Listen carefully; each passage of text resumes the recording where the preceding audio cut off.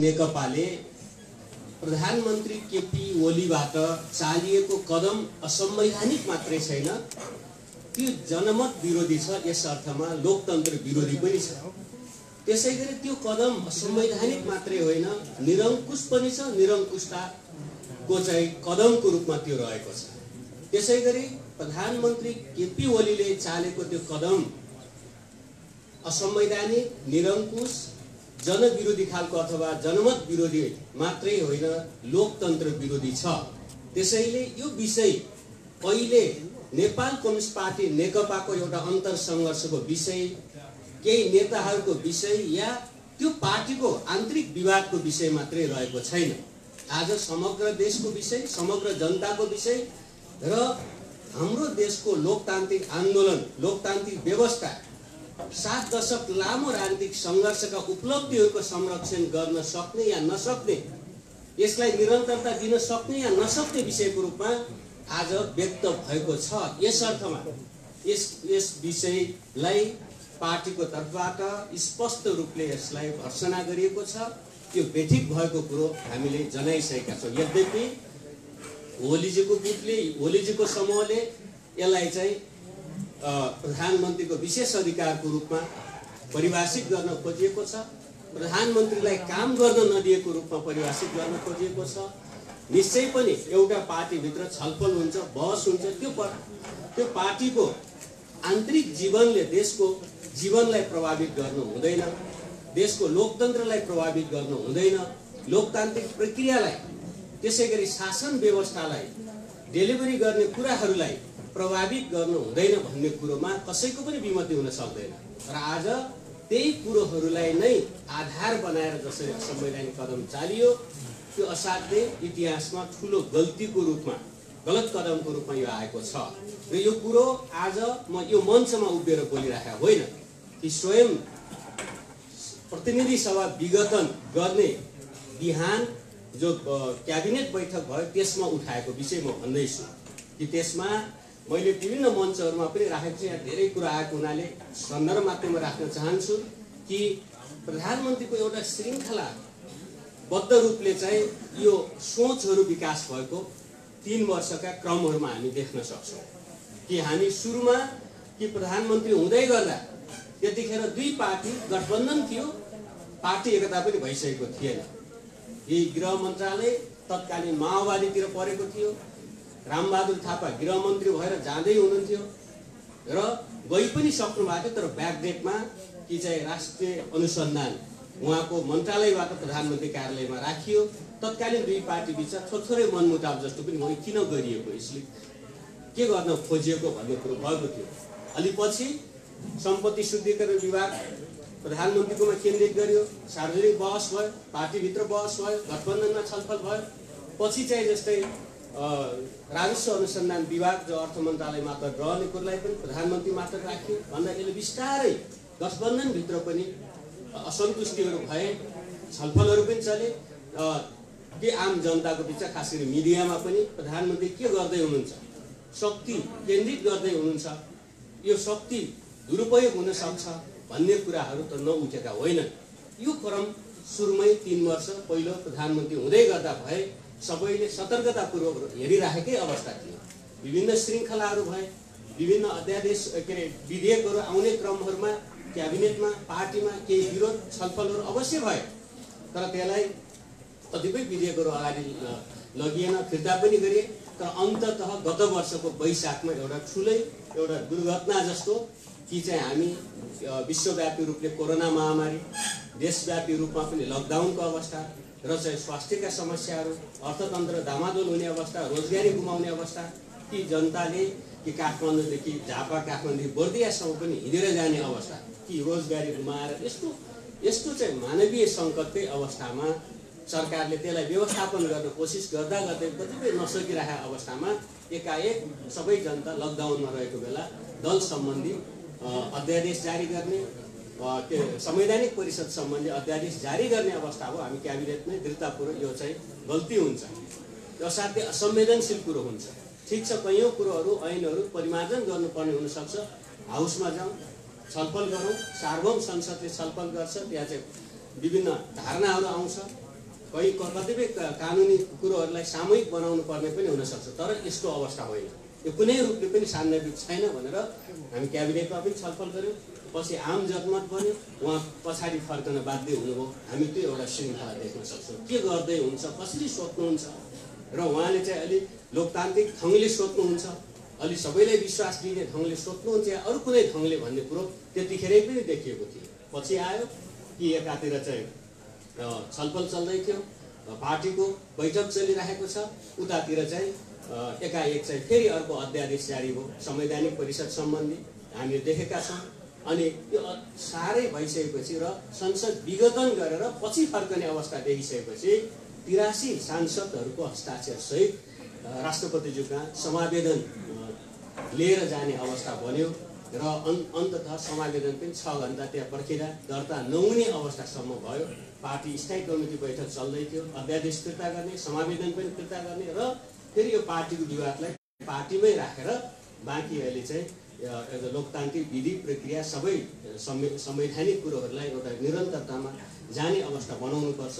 यो चाहिँ अब सत्तारूढ पार्टीभित्रको विवादले देशलाई नै अप्ठ्यारो पार्ने अवस्था हुँदैन भन्ने एक खालको सहमति बन्यो।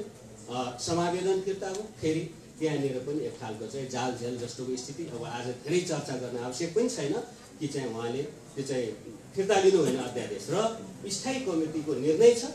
त्यहाँ चाहिँ मैले उहाँ रेकर्डेड भिजुअल छ र चाहिँ अरू रेकर्डहरू छन् कि मैले कुनै पनि चाहिँ उ गरेको छैन, सिफारिस गरेको छैन भन्नुभयो। पछि चाहिँ आउँदा अहिले हामी 45 जना संवैधानिक निकायमा सिफारिस गरेको सार्वजनिक नै भइसकेको छ। संसद विघटनपछि सुनवाईको लागि पठाउने काम जस्तो प्रक्रिया पनि भएको कुरा हामी सार्वजनिक देखिसकेका छौँ। यस प्रकारको अवस्था आयो। त्यसपछि हामी के निष्कर्षमा पुग्यौँ भने अब उहाँले प्रतिनिधि सभा विघटन गर्नुहुन्छ, संविधानमा व्यवस्था छैन, तर असंवैधानिक कदम चाल्ने नै ठाउँमा पुग्नु भनिसकेपछि हतार फेरि चाहिँ 93 सांसदहरूको हस्ताक्षर साथ अब के अरे संसदमा त्यसलाई चाहिँ अविश्वासको प्रस्तावको रूपमा सामान्यतया चाहिँ हाम्रो एउटा चाहिँ पार्लियामेन्ट्री डेमोक्रेसीमा अपोजिसनले विकल्प खोज्नु पर्यो भने संसदमा खोज्छ, बहुमत प्राप्त दलले खोज्दा चाहिँ आफ्नो दलभित्र अविश्वास राख्ने कुरो हुन्छ। हामी दुवै अवस्था, खासै दलमा पनि अविश्वास छ, संसदमा पनि अविश्वासको अवस्था छ। उहाँले म बहुमत प्राप्त दलको नेता भन्नुहुन्छ, बहुमत उहाँसँग छैन। 174 जना सदस्यहरूमा 93 जना भनेको स्पष्ट रूपले बहुमत सदस्यहरूको हस्ताक्षर हो। त्यो चाहिँ संसदमा रेकर्डेड छ, दर्ता छ, सार्वजनिक छ। त्यो कुरो चाहिँ आज पनि दर्ताको रूपमा रहेको छ। यो बारे पनि कुनै न कुनै रूपले अवश्य पनि बहस हुनेछ। एकातिर आज बहस सम्मानित सर्वोच्च अदालतमा रहेको छ, अर्कोतिर बहस चाहिँ जनताको सार्वभौम प्रतिनिधि सभामा त्यो चाहिँ अविश्वास उहाँमाथि चाहिँ उहाँको बहुसङ्ख्यक सदस्यहरूले आफ्नै दलमा अविश्वास रहेको कुरो दर्ज रहेको कुरो म यहाँ राख्न चाहन्छु। यो अवस्थामा अब संविधानका कुरा पर्याप्त चर्चा भइसकेका छन्।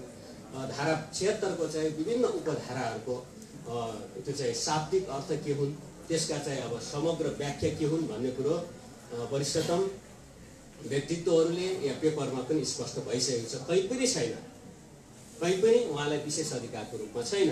अझ पृष्ठभूमि अलिकति फर्केर एउटा मात्रै घटना राख्छु कि तत्कालीन माओवादीले राजनैतिक स्थिरताको लागि एउटा बलियो कार्यकारीको लागि प्रत्यक्ष निर्वाचित राष्ट्रपतिको शासकीय स्वरूप विगतदेखि प्रस्ताव गर्दै आएको र संविधान सभामा समझदारी हुनु अगाडिसम्म पनि त्यो मत रहेको र पछि फरक मतको रूपमा संविधान सभामा दर्ता गरेको अवस्था र तत्कालीन एमाले कार्यकारी प्रत्यक्ष निर्वाचित कार्यकारी प्रधानमन्त्रीको आफ्नो धारणा राख्दै आएको हो। तत्कालीन के अरे नेपाली कांग्रेस लगायत कति दलहरूले चाहिँ संसदीय व्यवस्था र त्यसमा संसदबाट प्रधानमन्त्री जन्मिने कार्यकारी जन्मिने व्यवस्थामा जानुपर्छ भन्ने उहाँको मत रहेको र त्यसमा एउटा सम्झौता गर्दा अहिलेको चाहिँ शासकीय स्वरूपमा हामी आएका हौँ कि हामीले चाहिँ स्थायित्व सुनिश्चित गर्नलाई 2 वर्षसम्म निर्वाचित भएको 2 वर्षसम्म प्रधानमन्त्रीलाई अविश्वास प्रस्ताव राख्न नपाउने र 1 वर्षमा एक पटक मात्रै अविश्वासको प्रस्ताव राख्न सकिने व्यवस्था हामीले गर्यौं र यो आज संविधान सभा तत्कालीन संविधान सभामा भएका बहस नोटहरू छन्, समितिका प्रतिवेदनहरू छन्, त्यहाँ सदस्यहरूका हस्ताक्षरहरू छन्, त्यो सबै डकुमेन्ट आज छ। त्यो पृष्ठभूमिमा त्यो बनेको। त्यति मात्रै होइन कि दल पनि असाध्यै टुटफुट हुने र समग्र लोकतन्त्रमाथि नै दलीय व्यवस्थामाथि नै प्रश्न उठ्ने भइसकेपछि विगतमा 40% दलमा या पार्टीमा पुर्याउँदा दल अलग गर्न सकिने व्यवस्थालाई हामी निरुत्साहित गर्नको लागि दल र पार्टी दुवैतर्फ 40% चाहिने व्यवस्था पनि गर्यो। त्यति मात्र होइन कि विगतमा एउटा दल फुट्यो भने फेरि त्यो पनि 40 फेरि 40 गर्दै हामी धेरै पार्टीहरू त्यसबाट भिक्टिम भइसकेर भने एक संसदको कार्यकालमा एक पटक मात्रै फुट्न पाइन्छ, त्यसपछि फुट्न पाइँदैन। दलीय व्यवस्था दल सम्बन्धी व्यवस्था त्यो गरेका छन्। यो के हो भन्दा हामी संसदीय व्यवस्थालाई परिमार्जन गर्यौं, परिमार्जित संसदीय व्यवस्था जसमा शासकीय स्थायित्व पनि होस्, राजनीतिक स्थायित्व पनि होस् एकातिर, अर्कोतिर दलीय व्यवस्थाले पनि एक खालको मेच्युरिटी प्राप्त गरोस् भन्ने हिसाबले त्यो गरियो। त्यसैले यसलाई एकीकृत रूपले संविधानका अतिरिक्त दल सम्बन्धी व्यवस्थाहरू लोकतन्त्रका आधारहरू भने त दलहरू, यस अर्थमा चाहिँ दलहरूलाई पनि अलिकति जतिखेर पनि अस्थिर भइराख्ने अवस्था अन्त्य गर्ने, त्यसै गरी चाहिँ प्रतिनिधि सभा या सरकारलाई पनि अस्थिर गर्ने अवस्थालाई अन्त्य गरे एउटा सम्झौताको हामी एउटा चाहिँ दस्तावेजको रूपमा संविधान, त्यसमा चाहिँ एउटा शासकीय स्वरूप निर्धारण गरेको एकदम छर्लङ्ग छ, स्पष्ट भर्खरै हो, धेरै पुरानो पनि भएको छैन। त्यसैले यो आधारमा हेर्दा कहीँ पनि संवैधानिक रूपले प्रधानमन्त्रीले संसद विघटन गर्ने ठाउँ छैन। यो कुरो चाहिँ हामीले पटक पटक पार्टीभित्रमा पनि प्रश्नहरू उठ्दा सन्दर्भहरू आउँदा बहस गरेको, प्रधानमन्त्री स्वयं हुँदै अवस्थामा पनि यस्ता अवस्थाहरू छन्, तर यो त सम्भव छैन, कहीँ पनि छैन भनेको अवस्थाहरू थिए। जब एउटा सन्दर्भ चाहिँ जुन दिन विघटनको सिफारिस हो त्यस दिन कि बिहान पख 8 बजेतिरै अलिकति हल्ला चलिसकेको थियो संसद विघटन हुँदैछ भन्ने, तर चाहिँ हामी मन्त्रीहरू त्यसमा चाहिँ खास कुनै चाहिँ सूचना थिएन। 9 बजे क्याबिनेटको बैठकको सूचना आयो 9 बजे र 9:45 मा जम्मा 45 मिनटको, जबकि सोमबार बैठक हुन्छ, बिहिबार बैठक हुने गर्छ, नियमित बैठक हुन्छ। आइतबारको बिहान एकाएक सूचना गरियो, 9 बजे सूचना गरेर सामान्य क्याबिनेटमा अघिल्लो दिन सूचना गरिन्छ, एजेन्डाहरू पठाइन्छ अनि क्याबिनेट बस्ने गर्छ। हामी धेरै नेताहरू प्रधानमन्त्री हुनुभएका मन्त्रीहरूका यही छौँ, त्यो परम्परा हो। तर त्यस दिन बिहान 9 बजे खबर गरियो, एजेन्डा पनि छैन, 9:45 मा 45 मिनटको फरकमा गरियो र 45 मिनट त विभिन्न मन्त्रीका आफ्ना कार्यक्रम हुन्छन्, नियमित कार्यक्रम, त्यो हतार पुग्ने काम भयो। ठ्याक्कै 5 मिनट ढिलो 9:50 मा म पुग्दा जम्मा प्रधानमन्त्रीसहित 8 जना क्याबिनेट सदस्य भएर क्याबिनेट सुरु भइसकेको थियो। म 9औं मन्त्रीको रूपमा पुगेँ र प्रधानमन्त्रीले यो अप्ठ्याराहरू पार्टीमा अलिकति अप्ठ्यारो पर्यो, म चाहिँ संसद विघटनको गर्ने निष्कर्षमा पुगेँ भनेर सुनाउनु हो। त्यसमा चाहिँ घनश्याम भुषालजीले यो हुँदैन, ऐतिहासिक रूपले गल्ती हुन्छ, जनताले जनमत नेपाल कम्युनिस्ट पार्टीलाई दिएको छ, देशले स्थिरता खोजेको छ, त्यसैले यो गल्ती गर्नु हुँदैन, पार्टी बैठक चल्दैछ, हामी त्यसमा छलफल गरौँ, पछि हत्नुस् भन्ने हो। मैले पनि त्यो ऐतिहासिक रूपले गल्ती हुन्छ, हामीले पटक पटक लोकतन्त्रलाई हामी चाहिँ स्थायित्व दिने हामीले कोसिस गर्यौँ। 7 दशक लामो हाम्रो रगत पसिना बलिदान जनताका सङ्घर्ष रहेका छन्, यो काममा हामी अगाडि जानै हुँदैन। प्रधानमन्त्रीले यसले संयमता अपनाउनु पर्छ, पार्टीमा बहस गरौँ, पार्टीभित्र छलफल छन्, अप्ठ्यारा छन्, तर चाहिँ पार्टीभित्रै छलफल गरौँ, त्यो प्रतिनिधि सभा विघटनतिर नजाउँ भन्नेसँग कुरो राखेँ। अहिले उहाँसँगै रहनुभएका मन्त्री प्रदीप गेवालीजीले पनि यो संवैधानिक र राजनीतिक लेजिटिमेसी यसले प्राप्त गर्न सक्दैन, हामी कसरी गर्ने भने उहाँले यति कुरो उहाँले पनि उठाउनु भयो र अरू मन्त्रीहरूको कुनै विचार सुन्न पनि उहाँ तयार हुनु भएन। र अब यी विघटन हुने भयो, म सिफारिस गरेँ, क्याबिनेट सिद्धियो भने यति छोटो आधा घन्टा पनि नचलेर 25-30 मिनटको क्याबिनेटमा यति चाहिँ ठुलो दुर्घटनाको चाहिँ अब निर्णय या सिफारिसको अवस्था आयो। र आज हामी यो मञ्चमा उभिएर झन्डै 33 महिना उहाँसँगै काम गर्ने हिसाबले धेरै साथीहरूले सार्वजनिक सञ्जालहरूमा मिडियाहरूमा मन्त्री हुँदा केही नबोल्ने होइन, यसका चाहिँ संविधानसँग कानुनसँग बाजिएका हाम्रो चाहिँ लोकतन्त्रसँग प्रश्न उठ्ने कुराहरूमा क्याबिनेटमै रहेर पनि कुरो उठाएको हो, चाहे दल सम्बन्धी अध्यादेश होला या चाहिँ अरू विषयहरूमा होला, र पछि संसद प्रतिनिधि सभा विघटनमा पनि स्पष्ट रूपले आफ्नो धारणा राखेको। यस अर्थमा कि अरू धेरै श्रृङ्खलाहरू हेर्दा प्रधानमन्त्री केपी शर्मा ओलीको कि अब लोकतन्त्रप्रतिको खास गरी हामीले अहिले समावेशी लोकतन्त्र सहभागितामूलक लोकतन्त्रको अभ्यास गरेका छौँ, संविधानले त्यो ग्यारेन्टी गरेको छ, त्यसप्रतिको प्रतिबद्धता कमजोर देखिन्छ। त्यसैतिर गणतन्त्र जसमा चाहिँ उहाँको प्रतिबद्धता कमजोर देखिन्छ।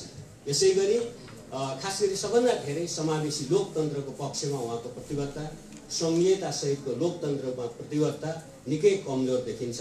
कि राम्रै अवस्थामा पनि कर्णाली प्रदेशका मुख्यमन्त्री लगायतका मान्यहरूसँग कुरो गर्दै गर्दा यो चाहिँ संघीयता भनेको सङ्घकै एउटा चाहिँ इकाइको रूपमा हो, यसमा कुनै स्वायत्तता अलग्गै छैन भन्ने जस्तो कुरो आधिकारिक रूपले गरिएका कुराहरूबाट पनि उहाँले संघीयता मन पराउनु भएको छैन, उहाँले चाहिँ समावेशिता मन पराउनु भएको छैन। जबकि संघीयता समावेशिताका कुराहरू अहिलेको संविधानको मूल आत्माको रूपमा रहेका छन्। अहिलेको हाम्रो इन्क्लुसिभ डेमोक्रेसी, पार्टिसिपेटरी डेमोक्रेसी चाहिँ अहिलेको हाम्रो उपलब्धि हो भनेका छौँ। त्यो मूल उपलब्धि उहाँको प्रतिबद्धता कमी भइसकेपछि पैदा भएको अहिलेको स्थिति हो। त्यसैले यो कुनै पार्टीभित्र विवाद भएर अप्ठ्यारो भएर भएको होइन। पार्टीभित्र या दलमा कुनै पनि उहाँका प्रस्ताव असफल भएका छैन, संसदमा कुनै नीति असफल छैन, कुनै कार्यक्रम, कुनै बजेट या कुनै पनि विधेयकहरू असफल भएका छैनन्। धेरै विधेयकहरू सर्वसम्मत रूपले अपोजिसनले समेत समर्थन गरेर पास भएका छन्। यो अवस्था हो। त्यसो गर्दा उहाँ मैले अप्ठ्यारोमा गएर काम गर्न सकेन भन्ने कुरो उहाँले चाहिँ त्यो चाहिँ एउटा बनावटी कुरोको रूपमा गर्नुभएको छ। यति कुरोको आधारमा संविधान मिच्ने, जनताको यो लोकतान्त्रिक आन्दोलनका उपलब्धिहरूलाई मिच्ने खालको छुट उहाँले पाउनु, उन्मुक्ति पाउनु उहाँले हुँदैन। यस अर्थमा आज जसरी जनता समाजवादी पार्टीको तर्फबाट यो चाहिँ एउटा बृहत्तर अन्तर्क्रिया र यसबाट एउटा चाहिँ शक्ति निर्माण गर्ने, यो सँगसँगै जाने कुरो गर्नुभएको छ। यसमा मेरो पूर्ण समर्थन के छ भने नेपाल कम्युनिस्ट पार्टी नेकपाले हामी नेपाली कङ्ग्रेसको सभापतिज्यूको आमन्त्रणमा 3 पार्टी जनता समाजवादी नेकपा गरी उहाँहरूकै कार्यालयमा केही हप्ता अगाडि बैठकमै बसेर अब साझा एजेन्डा खास गरी चाहिँ यो असंवैधानिक कदमका विरुद्ध एउटा गठबन्धन बनाऊ, सङ्घर्ष गरौँ भन्ने कुरा चाहिँ एक खालको चाहिँ सैद्धान्तिक कुरो भइसकेको अवस्था हो। अब चाहिँ यसमा तयार सबै पार्टीले एक ठाउँमा बस्नुपर्छ। यसमा नेपाल कम्युनिस्ट पार्टी नेकपाको पूर्ण समर्थन रहेको छ। आज नागरिक समाज सडकमा छ कि प्रधानमन्त्रीसँग बारम्बार छलफल व्यक्तिगत गरेर सामूहिक गर्दा कि राज्यका शक्ति र बहुमत प्राप्त दल नेकपा हो, तर त्यहाँ राज्यको शक्ति भनेको अपोजिसन पार्टीहरू पनि राज्यको शक्ति हो, नागरिक समाज चाहिँ राज्यको शक्ति हो, मिडिया राज्यको शक्ति हो, अरू विभिन्न सङ्घ संस्था राज्यका शक्ति हुन्, के अरे बौद्धिक समाज चाहिँ राज्यका शक्ति हुन्। राज्यका शक्तिहरूलाई एक ठाउँमा राखेर लोकतन्त्रलाई बलियो गर्ने, डेलिभरी गर्ने र सबैलाई चाहिँ विश्वासमा लिएर काम गर्ने लोकतान्त्रिक शासन प्रणाली हो। यसमा चाहिँ काम गरौँ भन्दा उहाँ चाहिँ बुद्धिजीवीहरूलाई कुन भाषामा चाहिँ बहस गर्ने, आउनु भनेर च्यालेन्ज गर्ने, डक्टरहरूले गर्ने काम चाहिँ उहाँले गर्ने पर्ने। त्यत्रो कोरोना महामारीमा चाहिँ नबोल्नुहोस्, हामी पार्टीभित्र चाहिँ हितैषीको रूपमा धेरै पटक यो त बोल्ने कुरो होइन, कहिले बेसारको पानी कुरो गरेर कहिले के कुरो भन्दा त्यो विज्ञले बोल्ने कुरो चाहिँ बोल्दैन भन्दा सबै थोकको चाहिँ जिम्मा लिने जस्तो जो भयो त्यसरी चल्दैन लोकतन्त्र। अघि पूर्वका नेताहरूले भन्नुभयो जस्तै अध्यक्ष हुनु, सभापति हुनु, प्रधानमन्त्री हुनु त बराबरहरूमध्ये एउटाले जिम्मा लिएको न हो। एकपल्ट मन्त्रीले त तपाईँले किता क्लियर गर्नुहोस् भनेर हामीले क्याबिनेट भन्नु, प्रधानमन्त्रीज्यू हामी किता क्लियर गर्ने यहाँ होइन, हामी नेता हौँ, हामी पार्टीमा गर्छौँ, केन्द्रीय सदस्य बराबर भोट हो भन्ने अर्थमा प्रधानमन्त्री एक भोट, मेरो पनि एक भोट, त्यसै किता क्लियर गर्ने दलमा हो। दलमा चाहिँ पार्लियामेन्ट्री डेमोक्रेसी र पार्लियामेन्ट्री दलमा चाहिँ प्रधानमन्त्री मेरो भोट बराबर हो। त्यसै गरी भोलि हामी निर्वाचनमा गएर प्रधानमन्त्री एउटा सामान्य जनता भोट बराबर हो। डेमोक्रेसी भने त्यो हो। त्यस अर्थमा चाहिँ किता क्लियर गर्छौँ, किता यहाँ होइन। प्रधानमन्त्रीलाई मानेका छौँ, हामी मान्छौँ, नेताहरूको नेता तपाईँ हो, यहाँ मन्त्रीहरूको नेता हामी मान्छौँ, तर किता क्लियर गर्दा चाहिँ बराबर हैसियत हो। चाहिँ दलमा एक भोट, पार्टी केन्द्रीय कमिटी स्थायी कमिटी एक भोट भन्ने रूपले चाहिँ मैले क्याबिनेटमै पनि भनेको थिएँ, बाहिर मिडियामा पनि आएको थियो। त्यस अर्थमा यहाँ चाहिँ हामीले जुन डेमोक्रेसीको एक्सर्साइज गर्न खोजेका छौँ कि सबभन्दा पछि परेकाहरूलाई अगाडि ल्याउने, राज्यको मूल प्रवाहमा नभएकाहरूलाई मूल प्रवाहमा ल्याउने। तर जो चाहिँ अहिले चाहिँ एउटा फुकुयामाको एउटा किताब पढिरहेको थिएँ, आइडेन्टिटी भन्ने, आइडेन्टिटी सम्बन्धी एउटा किताबमा चाहिँ पछिल्लो चाहिँ यो चाहिँ लोकतान्त्रिक डेमोक्रेसीमाथिको अथवा उदार लोकतन्त्रमाथिको सङ्कटको रूपमा अहिले आएको चाहिँ भनेको चाहिँ एक खालको चाहिँ प्रवृत्तिको रूपमा त्यहाँ उठाउँदा चाहिँ इन्क्लुसिभ डेमोक्रेसी या चाहिँ यो खास गरी चाहिँ पार्टिसिपेटिभ डेमोक्रेसीको कुरो र आइडेन्टिटीको कुरो एउटा चाहिँ सान्दर्भिक छ, प्रोग्रेसिभ एजेन्डा हो, लोकतान्त्रिक एजेन्डा हो भन्दै कि उत्पीडित महिला होला या त्यस्ता लैङ्गिक समुदाय होला या कुनै क्षेत्रको समुदाय होला, त्यसले चाहिँ उसले राज्यको मूल प्रवाहमा स्थान खोज्नु स्वाभाविक हो। तर जो बहुसङ्ख्यक छ, प्रभावी छ राज्यमा, समाजमा, उसले चाहिँ आफ्नो आइडेन्टिटी खोजेको दिन त्यो चाहिँ त्यो चाहिँ उदार लोकतन्त्रमाथि सङ्कट आउँछ र त्यसले के जन्माउँछ भने अन्ततः चाहिँ फाँसीवादतिर लाने सामाजिक फाँसीवादतिर र त्यतातिर लाने खतरा छ भने त्यो एउटा सानो एउटा आर्टिकल रहेछ त्यो चाहिँ त्यो क्रममा हेर्दा यहाँ पनि त्यस्तै जस्तो ओलीजीको ट्रेन कस्तो हो भने चाहिँ अब चाहिँ के भनिदिने भने चाहिँ एउटा चाहिँ हामी चाहिँ बहुसङ्ख्यकहरूले शासन गर्ने भन्छ बहुसङ्ख्यक त प्रभावी छ त्यसलाई सम्मान छ आदि छ तर अल्पसङ्ख्यकहरूलाई कसरी मूल प्रभावीकरण गर्ने भन्ने हो नि त आजको हाम्रो डेमोक्रेसीको बहस त आजको संविधानले व्यवस्था गरेको कुरो त्यो हो। त्यसै गरी चाहिँ जस्तै उहाँले चाहिँ कुनै बेला चाहिँ पहाडी राष्ट्रवादको कुरो गर्नुभयो कुनै बेला चाहिँ उहाँ अहिले आएर चाहिँ उहाँले चाहिँ हिन्दू राष्ट्रवादको कुरो गरेर चाहिँ यहाँ अयोध्या मन्दिर अरबौँको निर्माण गर्ने कुरो त्यो पनि गर्ने आस्था छ विश्वास छ बाई बट हामी धेरै चाहिँ अथवा विश्वासले हामी हिन्दू छौँ कोही आफ्नो आस्था होला तर अहिले चाहिँ अरू धार्मिक अल्पसङ्ख्यक अरूहरूलाई यो चाहिँ संविधानले यो राज्यले चाहिँ समावेश गर्नुपर्ने होइन भन्दा हो त्यसो भन्दा पनि मेजोरिटीले पेल्नेहरू त फाँसीवादतिर जान्छ नि त बहुसङ्ख्यकहरू त त्यसै पनि प्रभावी हुन्छ राज्यमा समाजमा हरेक ठाउँमा। यहाँ मञ्चमा हामी जम्मा 2 जना त्यो महिला देखिरहेको छ भन्दाखेरि मञ्चमा महिला कसरी बढाउने भन्ने होला नि आजको हाम्रो डेमोक्रेसीको बहस। त्यसै गरी ब्युरोक्रेसीमा अहिले पछिल्लो चाहिँ 10 वर्षभित्र 26,000 हाम्रो निजामती कर्मचारीमा 1 लाख हराएमा 26,000 महिलाहरू सहभागी भएछ। त्यसै गरी 10,000 मधेसी जनजातिहरू यो उसमा सेना प्रहरी विभिन्न ठाउँमा आएको छ 10,000 चाहिँ उसमा आएको छ के अरे ब्युरोक्रेसीमा आएको छ। यो त राम्रो कुरो हो नि त यो हो नि हामीले गौरव गरेको यो त राम्रो।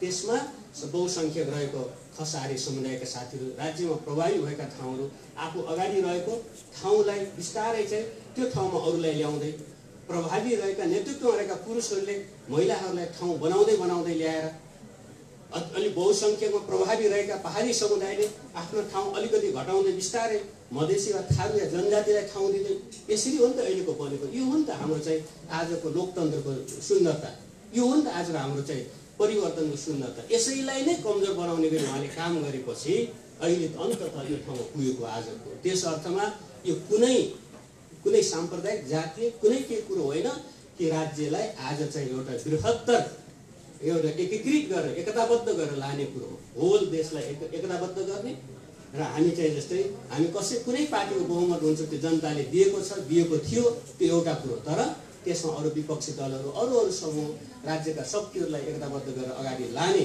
या नलाने सोचको बीचको चाहिँ अन्तरका कारण आज अन्ततः उहाँ एउटा बाटोमा हिँड्नु भएको छ व्यथित बाटो हो।